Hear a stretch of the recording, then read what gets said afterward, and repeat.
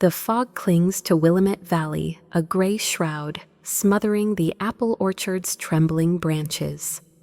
I, Sarah Bennett, stand in the farm's barn, the air thick with damp wood and ripe fruit. A single bulb swings overhead, its weak yellow glow flickering across the rough-hewn walls. My phone buzzes on a crate, relentless, the screen screaming "Dad." Each vibration is a jolt, like a warning bell in the stillness. Something's wrong. I feel it. I snatch the phone, my hands cold, dreading the voice on the other end. "Sarah, we need to talk." James says, his tone heavy, practiced hiding a storm. "Talk about what?" I snap, my voice sharper than I mean. "The orchard, Bennett Farms, is my blood, my soul. Lucas and I built it, from nothing, planting every Honeycrisp tree, sweating through harvests to make it ours." James hesitates, and that silence is a knife. "I sold the orchard, Sarah," he says finally. "The deal's done, transfers next month, sold." The word is a thunderbolt ripping the air from my lungs. My knees buckle, and I grip the crate to stay upright. "You what?" I shout, my voice cracking. "You can't sell our life, Dad." "It's for Chloe," he says, like it's obvious, like it justifies everything. "She's in deep $250,000 in debt. Bad business deal. We had to act fast. Chloe, my sister, the eternal victim, the one they've always saved." I can't breathe, rage boiling in my chest. "This is our farm, Dad. Lucas and I built it. You had no right." My words ricochet off the barn walls, swallowed by the fog outside. James sighs, impatient. "Family comes first, Sarah. You'll understand." Then the real blow lands. "We had your signatures," he says, casual, like it's nothing. "Yours and Lucas's. All the papers were ready." My heart stops. "Signatures, you forged them." I whisper the betrayal, sinking in, cold and sharp. "They didn't just sell our dream, they lied. Schemed, broke us." "It's not like that," James stammers. "We thought you'd agree." "Agree?" I laugh, a bitter, broken sound. "This is theft, Dad, a crime." My voice shakes the rafters, the phone burning in my hand. "I'm calling the cops." "Sarah, don't be crazy." He barks, panic creeping in. "This is family business." But I'm done. Done with their excuses, their worship of Chloe, their willingness to torch my world for her mistakes. "You crossed a line, Dad. You and Mom will pay for this." I slam the phone down the silence, deafening, broken, only by the distant rustle of apple leaves. My parents, the ones who raised me, just gutted my heart.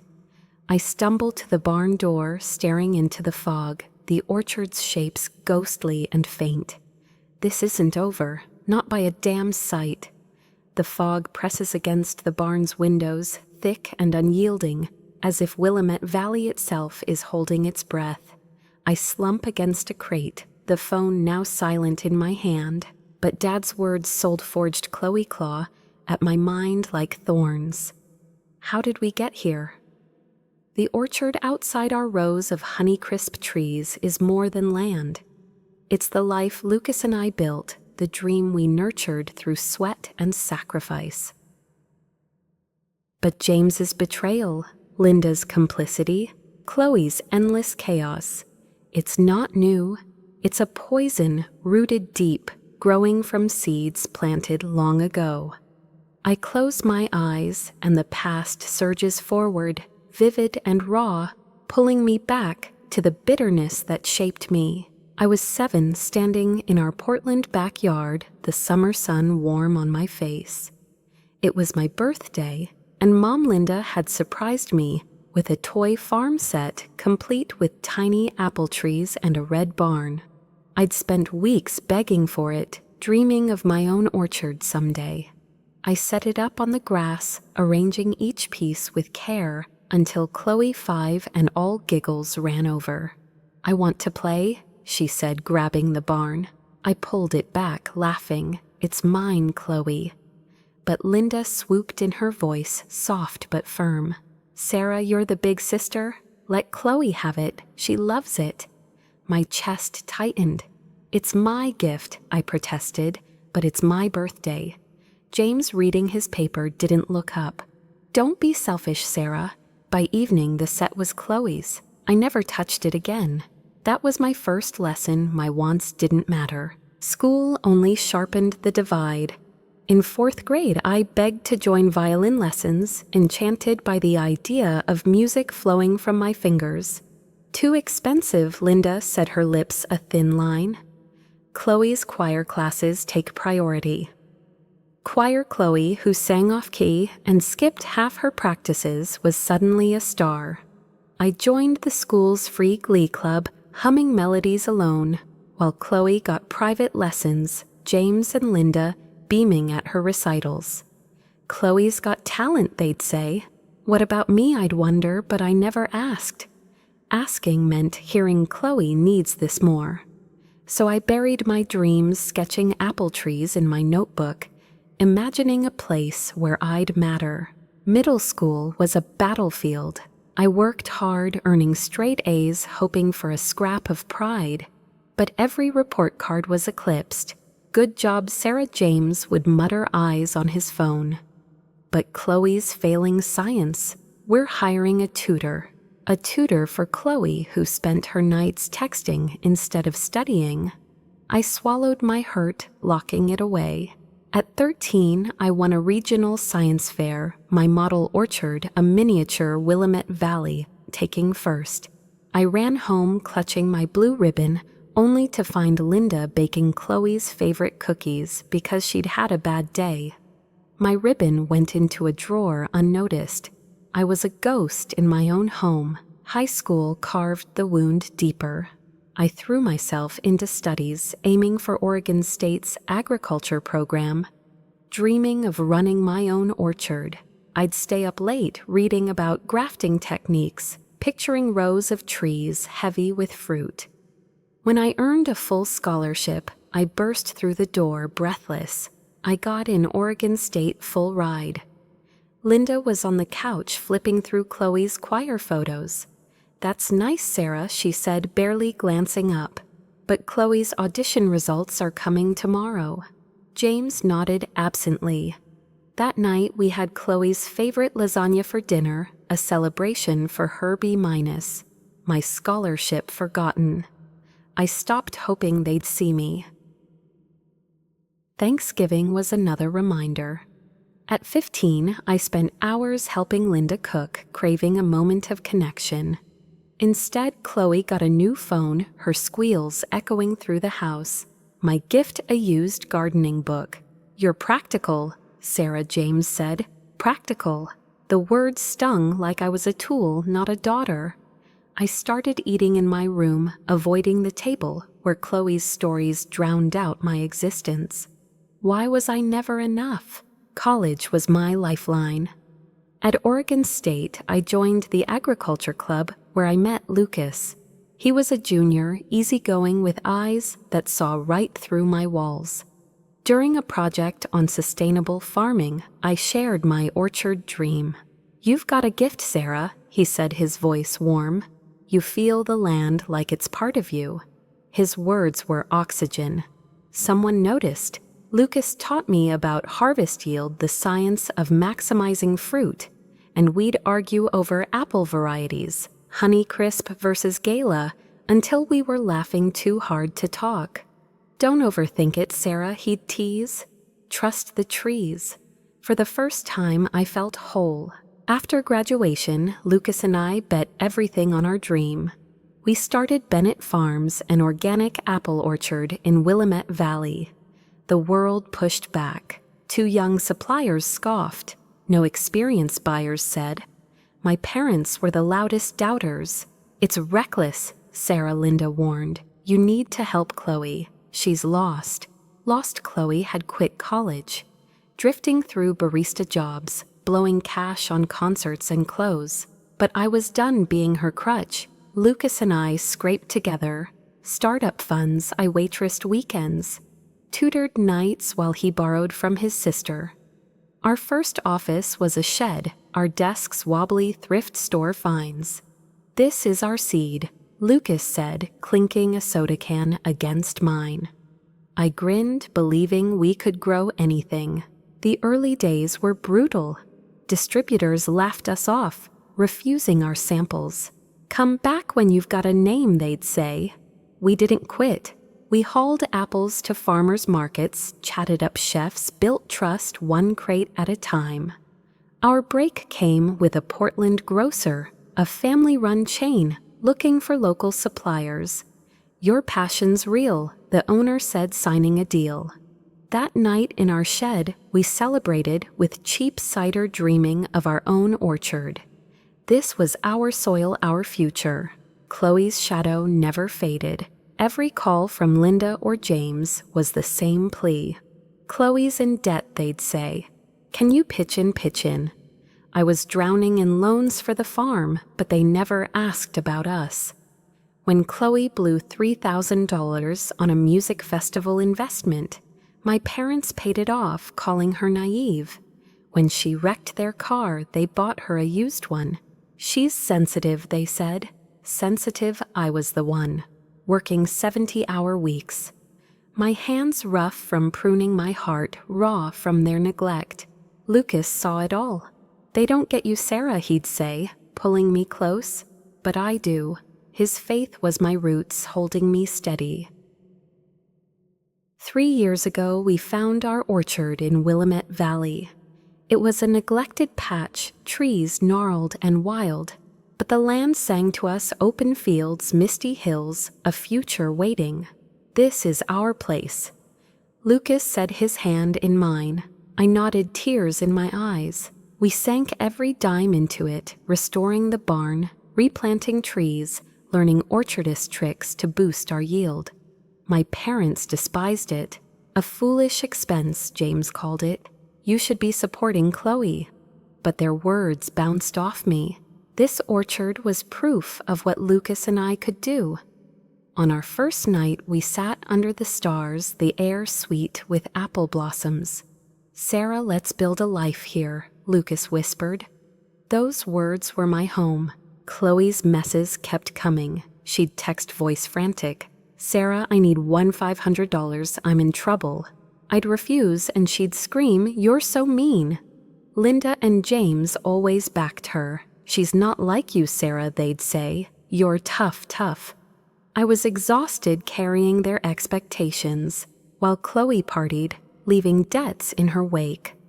Last year, she lost $20,000 in a fashion startup scam. My parents drained their savings to cover it, never asking how our farm was surviving. I was their daughter too.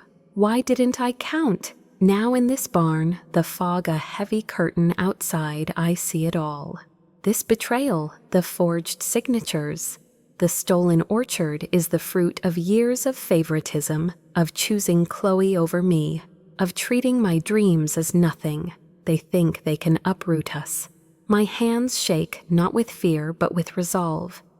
I dial Lucas, who's in Portland for a market run. "Sarah, what's wrong?" He answers, concern sharp in his voice.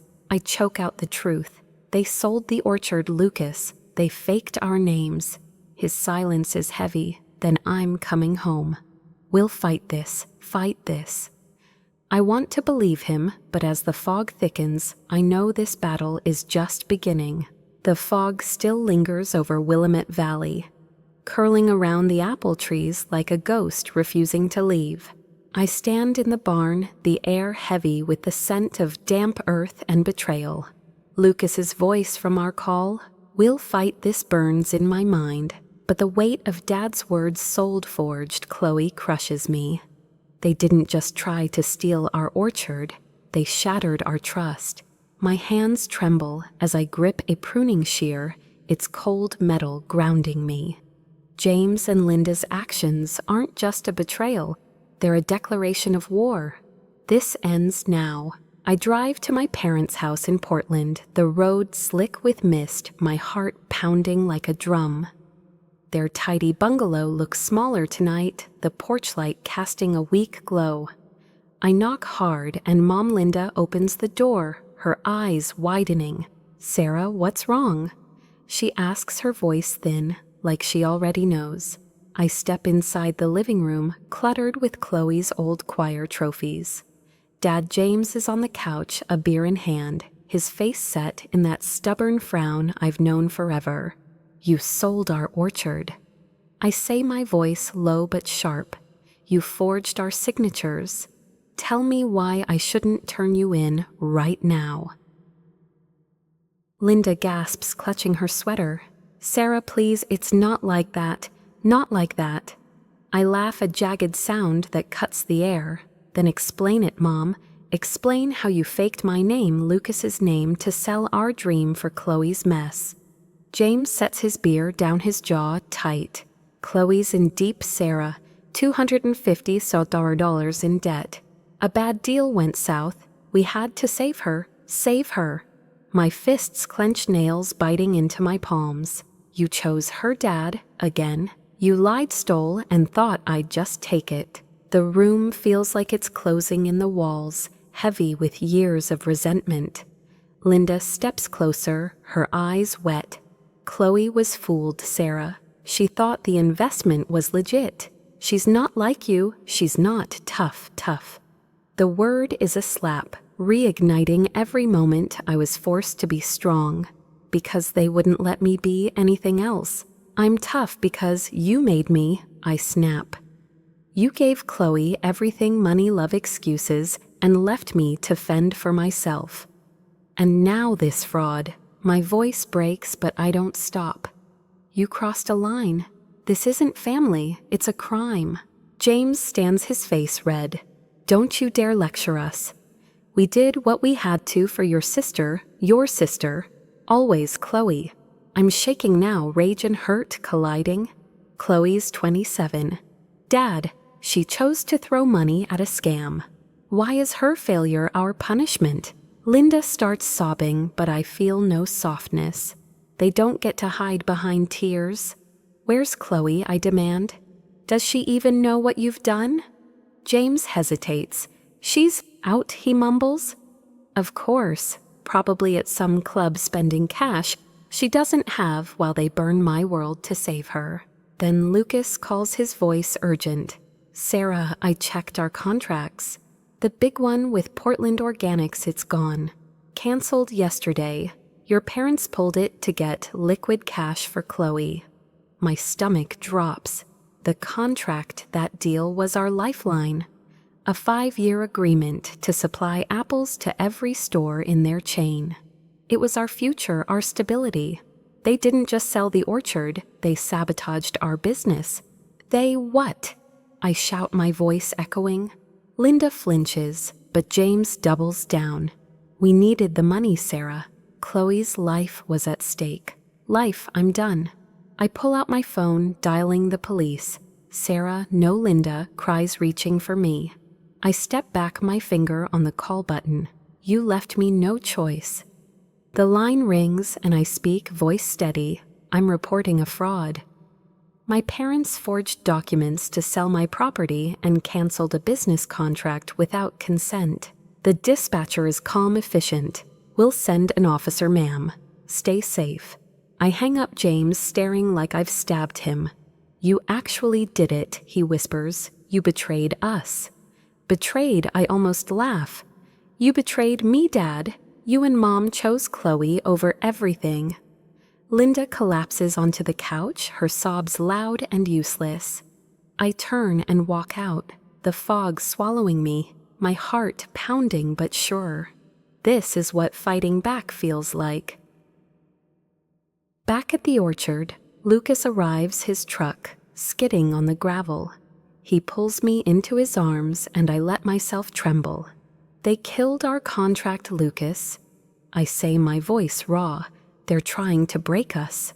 He cups my face, his eyes fierce. They can't. I called the grocer. They're willing to renegotiate if we prove fraud and the orchard sale. My cousin's a lawyer. He's filing an injunction tonight. Relief flickers, but it's drowned by a new wound. They didn't just want our land, they wanted our future. I reported them, I say. Police are coming. Lucas nods, his grip tightening. You're brave, Sarah. I'm with you. Brave. The word sinks deep, a balm against the pain. The next day, a bombshell drops. Lucas's cousin digs deeper and finds proof James and Linda didn't just forge signatures, they sabotaged our Portland Organics deal by posing as us, claiming we were backing out to free up funds. The grocer sent $100,000 advance, which my parents redirected to Chloe's creditors. They stole our money, our reputation, everything. I'm sickened but not shocked. This is who they are, people who'll destroy me to save their fragile daughter. I call the police again, adding breach of trust to the charges. This is a felony, the officer says. We're escalating. Good. Let them face the consequences. The town meeting that night is my breaking point. I wasn't going to go, but Lucas insists. They lied to everyone, Sarah. Tell the truth. The community center is packed, neighbors murmuring about the orchard sale rumors. James is there, a town council member, shaking hands like nothing's wrong. He thinks he's untouchable. I stand, my voice cutting through the chatter. My parents tried to sell Bennett Farms. They forged our signatures, canceled a major contract, and stole $100,000 to pay Chloe's debts. The room goes silent, eyes wide. James stammers, Sarah, this is private. I don't back down. No, Dad, it's fraud. You lied to this town, to me. Whispers erupt, and James's face crumples. By morning, he's forced to resign, his reputation in ashes. Chloe calls her voice venomous. You're evil, Sarah. You humiliated Mom and Dad, all for your stupid trees. I don't flinch. You knew, Chloe. You let them destroy us to save you. I'm done cleaning up your messes, she screams. You'll regret this, and hangs up. Let her rage. I'm free. Linda calls next, sobbing. Sarah, we're your parents. How could you? I don't answer. Her tears can't erase what they've done. Lucas and I meet the lawyer, filing a civil suit for the stolen funds. You've got them dead to rights, he says. Fraud, theft, the works. I nod, but victory feels heavy. I didn't want to fight my family. They made me. The police uncover more texts between James and a shady broker planning the sale for months. They faked my signature from a birthday card, Lucas's from a delivery slip. They told buyers we were desperate, even spread lies that our farm was failing. Linda went further, telling neighbors we were irresponsible to justify their help.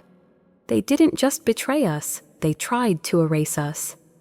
I walk the orchard alone, the trees sturdy, despite the fog. Why did they choose her? Every time I think of Linda's excuses, James's anger, Chloe's tantrums. They're trapped, enabling Chloe until it broke them.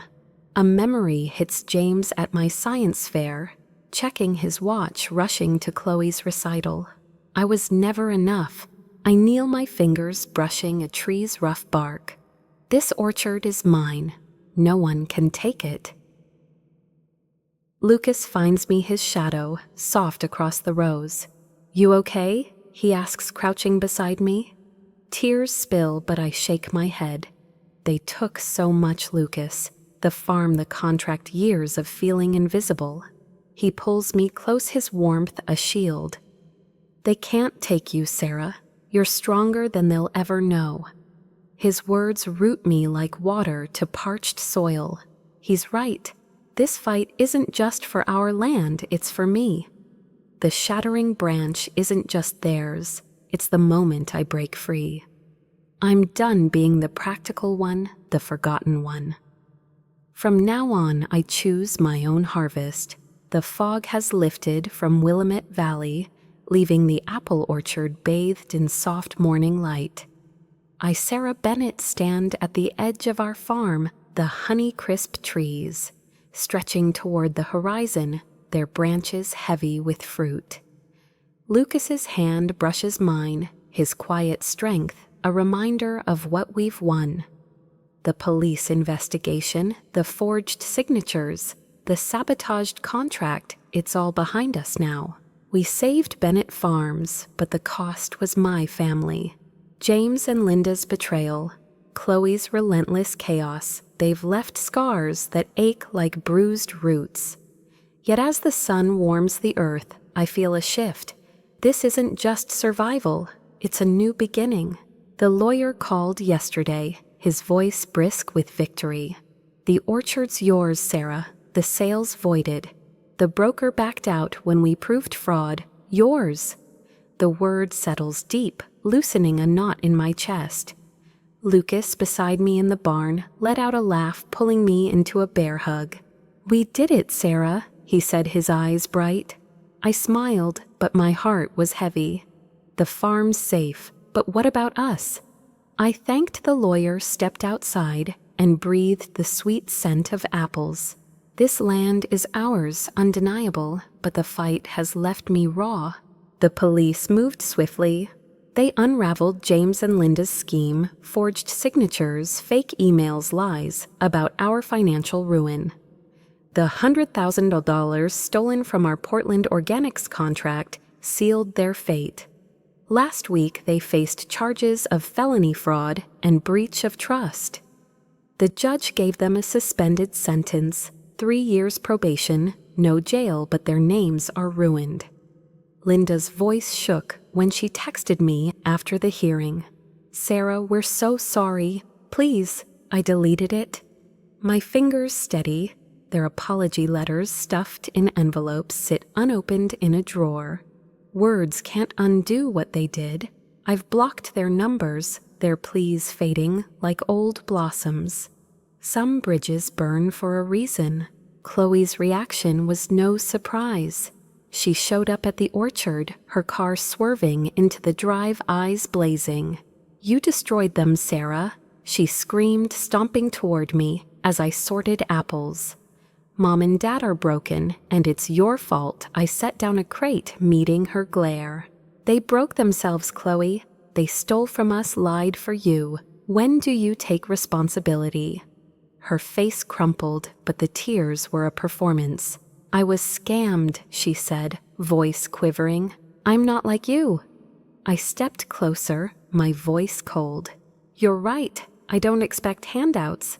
Grow up." She stormed off, tires screeching. I wanted her to fight for herself, but she won't. I needed closure my way. Lucas and I decided to host an apple festival, a celebration of our victory, and a gift to Willamette Valley. We invited farmers' families, kids from a local youth group, to pick apples and learn about grafting. I had another reason, one I barely admitted. I sent Chloe an invite.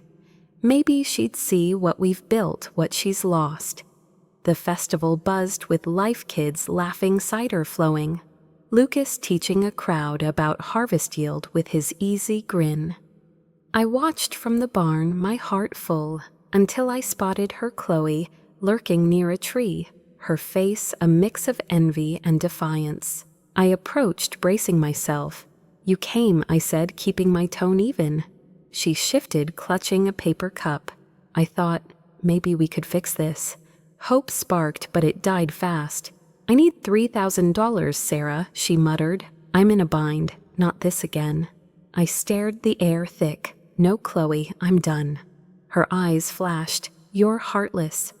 You have all this and I get nothing." She gestured at the festival, the orchard, my life. Then in a flash, she grabbed a jug of cider and hurled it to the ground, the liquid pooling like blood. Gasps rose from the crowd. I didn't flinch. "Leave," I said, my voice steel. She did head high, but I saw the crack in her armor. I let her go, and it hurt, but it was right.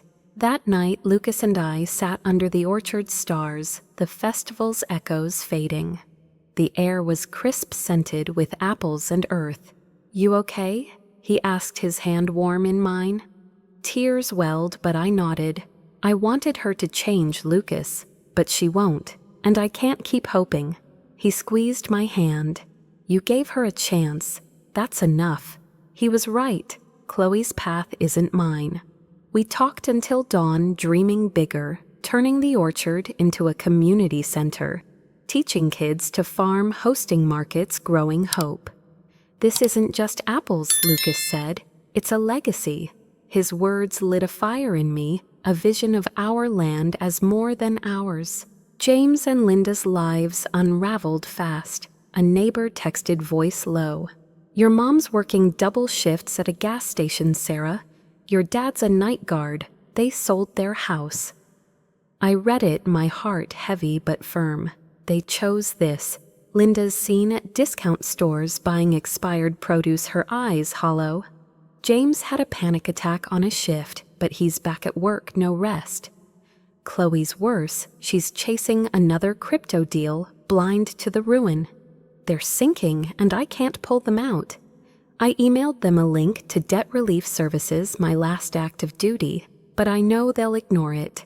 Some roots rot beyond saving. I walk the orchard now, the trees sturdy, their fruit a promise kept. This land is our proof, Lucas's and mine, of what love and resolve can grow. We've started sketching the community center planning workshops, dreaming of kids running through these rows. This is our replanting. The sting of my family's betrayal lingers, but it's softer now, drowned by purpose. I think of the festival, Chloe's tantrum, my parents' silence. They shaped me, but they don't own me. I chose this life, this orchard, this future. As the valley glows under a rising sun, I know I'm home, my roots deeper than ever. The Willamette Valley hums under a starlit sky. The apple orchard, a quiet sea of shadows and silver. I, Sarah Bennett, sit on a weathered bench beside Lucas, the air rich with the scent of ripe honeycrisps and loamy earth. His hand rests in mine, a steady tether after the storm of betrayal. James and Linda's fraud, Chloe's chaos, the near loss of our farm. The scars remain etched deep, but they've grown something new, wisdom hard-earned and true. This orchard isn't just our land, it's our teacher.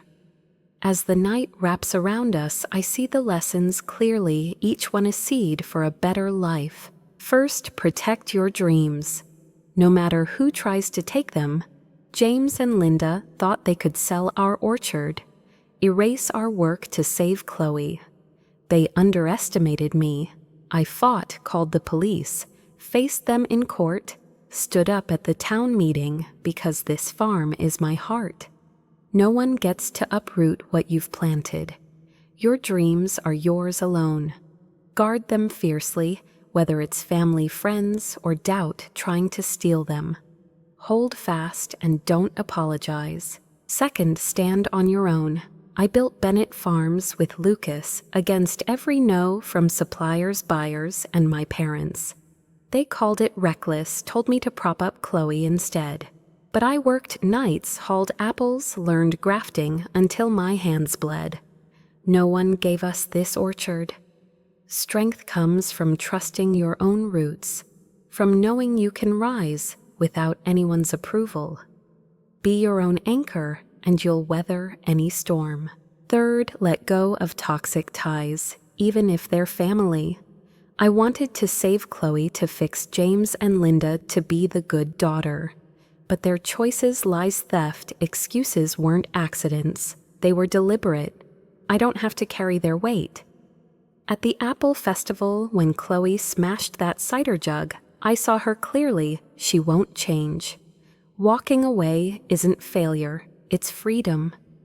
Sometimes love means saying goodbye to those who hurt you most. Finally, share what you build.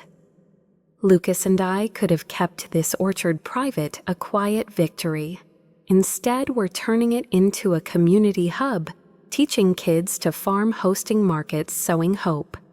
That festival with children laughing among the trees showed me. Our legacy grows when we give. Your successes aren't just for you. Share them and they'll bloom beyond your wildest dreams. Here's what I believe. Family should be a safe harbor, not a hurricane. Lucas is my family now, not because of blood, but because he sees me, fights with me, grows with me. James, Linda, Chloe. They taught me what family shouldn't be: selfish, manipulative, blind. You deserve people who lift you up. Look at your life. What dreams are you protecting? Who's holding you back? Plant your orchard, tend it with care, and share its fruit with those who matter. The valley whispers softly, and I smile, ready to harvest tomorrow's promise.